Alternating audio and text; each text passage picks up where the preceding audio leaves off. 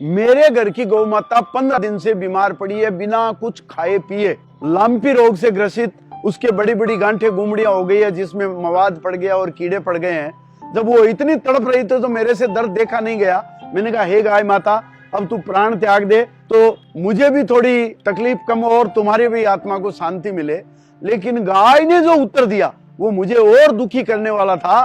गाय ने कहा, मैं प्राण क्यों नहीं त्याग रही हूं, बताया कि मुझे तो मंजूर है लापी से लड़ जाना, लड़ते लड़ते सड़ जाना और सड़ते सड़ते तड़प तड़प कर मर जाना, लेकिन मरते मरते मुझे चिंता है उन सब की जो वर्षों से मेरे नाम से कमा कर खा रहे हैं, चंदे के धंधे से अपना घर चला रहे हैं। मेरी मौत के बाद उन सब का क्या होगा? अगर मैं मर गई तो तुम्हारा क्या होगा? अगर मैं मर गई तो तुम्हारा क्या होगा? क्या होगा हर दुकान में मेरे नाम का डिब्बा रखने वालों, हर बस में गौशाला का डिब्बा लेकर चढ़ने वालों, ब्याह शादी में गोदान के नाम % काटने वालों, गौ माता के सहायतार्थ कूपन बांटने वालों, जागरण में गौ माता के नाम चंदा जुटाने वालों और हरि कथा में गौ माता के नाम रुपए लुटाने वालों, तीर्थ स्थानों में गौ माता के नाम दान खाने वालों और बड़े बड़े मंचों पर गौ सेवक का सम्मान पाने वालों, छोटी छोटी गैया छोटे छोटे ग्वाल गाने वालों, मेरी मौत के बाद तुम्हारा क्या होगा? अगर मैं मर गई तो इन सब का क्या होगा? गौशाला से इनकम टैक्स के दाम बचाने वालों, गौशाला का सरकारी अनुदान उठाने वालों, गौशाला के बहाने गोचर जमीन दबाने वालों और गौशाला विकास के नाम पर चंदा उगाने वालों, गौशाला में गाय लाने पर दाम मांगने वालों और लावारिस गाय को लेने से इनकार करने वालों, अगर मैं नहीं बची तो फिर तुम्हारा क्या होगा? अगर मैं मर गई तो इन सब का क्या होगा? क्या होगा गाय के नाम पर जनता से दान उठाने वालों, गाय के नाम हरा चारा गुड़ तेल खाने वालों, गौ ग्रास के नाम पर हर पर्व में रुपए पाने वालों और गौदान संकल्प के पैसे जेब में ठूसने वालों, यज्ञ हवन पूजा में गोदान चूसने वालों और गाय रक्षार्थ रसीद काटकर नाम भूलने वालों और गौ शेष लगाकर स्टाम्प पर दाम वसूलने वालों, अगर मैं मर गई तो फिर तुम्हारा क्या होगा?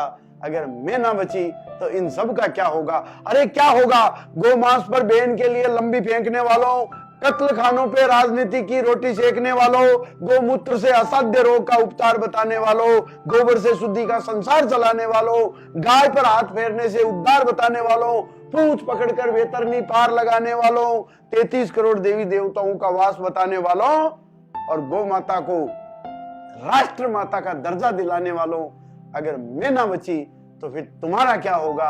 अगर मैं मर गई तो इन सब का क्या होगा? अरे क्या होगा? ये सिर्फ मैं नहीं मर रही हूं, मेरे साथ तुम सबकी रोजी रोटी और कारोबार मर रहा है। मुफ्त की चांदी चाटने वालों, तुम सबका रोजगार मर रहा है। अगर मैं मर गई तो नेताजी गाय के नाम पर वोट कैसे मांगोगे? अगर मैं मर गई तो पंडित जी गौ माता के नाम पर दान कैसे मांगोगे? अगर मैं मर गई तो दूधियों नकली दूध के लिए दही छाछ कहां से लाओगे? और अगर मैं मर गई तो हलवाइयों मिलावटी मावा और पनीर कैसे बनाओगे? अरे अगर मैं मर गई तो मांसाहारियों फिर बीफ के लिए किसे काटोगे? और अगर मैं मर गई तो तुम सेक्युलरों हिंदू मुस्लिम को कैसे बांटोगे? अरे अगर मैं मर गई तो मरीजों तुम्हारे लिए दूध की आवक मंद हो जाएगी। और अगर मैं मर गई तो गाय के नाम पर चलने वाली सारी दुकानें बंद हो जाएगी। फिर क्या होगा? मैं मां हूं ना, मैं देख रही हूं बेबस आंखों से मरते मरते, याद आ रहा है समय बीता बीता मरते मरते। मैं देख रही हूं बेबस आंखों से मरते मरते, मुझे याद आ रहा है समय बीता मरते मरते, फिर भी दुआ निकल रही है तुम सबके लिए मरते मरते। और मैं चिंता कर रही हूं तुम सबकी मरते मरते कि अगर मैं मर गई तो तुम्हारा क्या होगा? अगर मैं नहीं बची तो इन सब का क्या होगा? दोस्तों, गाय माता को बचाने के लिए कोई सरकार नहीं आ रही है, न अब तो कान्हा भी नहीं आ रहा है, तेजा जी, बाबू जी, हड़बू जी कोई नहीं आ रहे हैं, गोगा जी नहीं आ रहे हैं। तो आप हम में से ही किसी को गौ सेवा का संकल्प उठाना होगा। गाय माता को बचानी होगी, संस्कृति को बचानी होगी। आपको मेरी कविता पसंद आए तो आप जरूर लाइक और कमेंट करके बताएं।